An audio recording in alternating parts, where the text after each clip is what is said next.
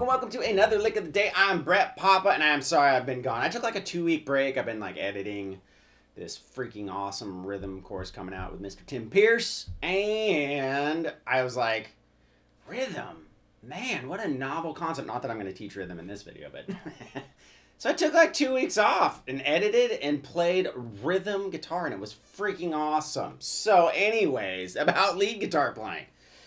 You get bored with your own playing? Add arpeggios. It's like, my buddy Ford was in town. He was doing like arpeggios and stuff, and I was just like, duh, where have I been? I used to do all sorts of them in the 80s, but I got bored because it was like, sweep the floor with your arpeggios. And it was, whatever. So we're going to do arpeggios, but not the sweeping kind. And what we're going to do is we're going to center them around 2 chords, A and A. Nice and out of tune. Well, it's close enough for rock and roll. So here we go. This arpeggio, the whole shape. Okay, it's centered around this kind of a chord, but you start on the A note. And then you go down here to the 11th fret D, and then you go to the 9th fret, right? Now that gets you into your chord shape, but we're not going to go straight into it, so we're going to go. Okay? So it's a very major sound. But any of you that have been with me for a while know I can only play major for so long before I got to bust into my happy, unhappy place of minor pentatonic. Right, so we got. So what we're going to do is we're basically going to mix this arpeggio.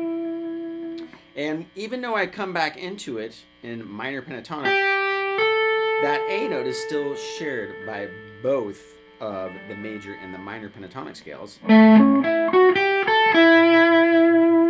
Okay? So I'm going to go into minor for just a second. Right? And then I'm going to go in and use a chromatic. So I'm going to mix major and minor. And the way I think about that is I'm putting 2 scales together, right? I'm putting a minor pentatonic position 1. And then inside of minor pentatonic position 1 is a major pentatonic position 1. Right? So I got my A major chord right here, but my A minor pentatonic's right here. Point being, these 2 notes, and then back into major pentatonic position 3. Right, so that gives you a chromatic little run. Right, so if you mix the A major arpeggio, a little minor pentatonic, and then back into mixing major and minor, a 3 for 1 special in 1 lesson. Check it out.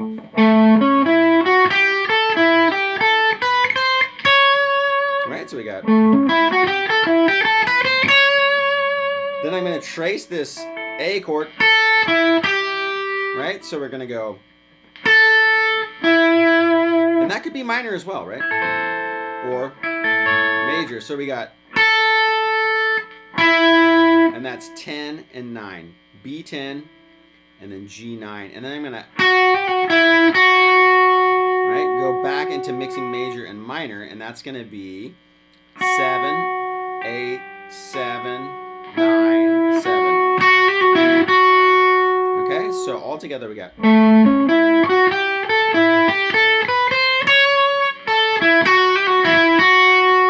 then I'm going to do a minor type lick with a major third thrown in there. So position 1 of A minor, but I'm going to throw the major third in there. So what we're going to do is we go 5, 6 on the G, and then skip over to the high E, and then to the B, and then I'm going to go 8 to 10, up to my root note. Right?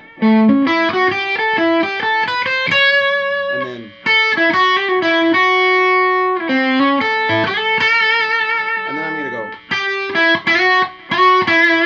right and end back in a kind of a major sound. Right? So that's going to be 8, 9, and then I'm going to go up to 11 and then end on 11. So we got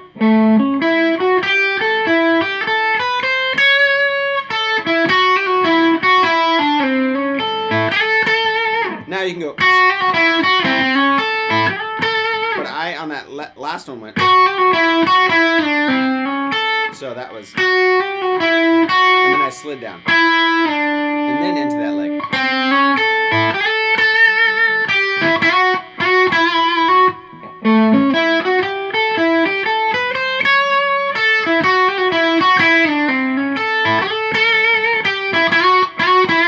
And I put a little swing on it.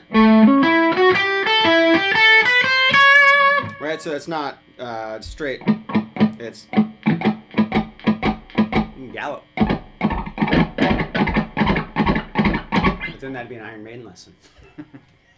Where is the gallop? I mean, for God's sakes, country music, horses, middle America. Where's the gallop in country music? Nowhere to be found. You do it first, and you're on to something. You'll be world famous. World freaking famous. And it should be a staple. Because Maiden can do it, country can do it. All right, so here we go. I'm feeling a little ornery. And you know what's crazy is I've only had one cup of coffee, but I had a shot of B12, like this big, and it's like crack. Nature's crack is B12. Okay, so we got.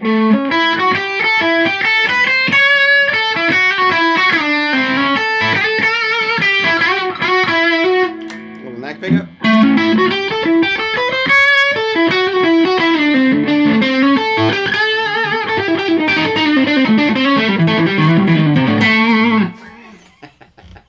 Departure, but anyways, I've played the other lick like 8 times now, so you get the point.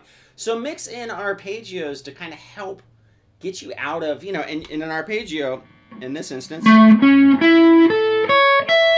right? You go back into the other A.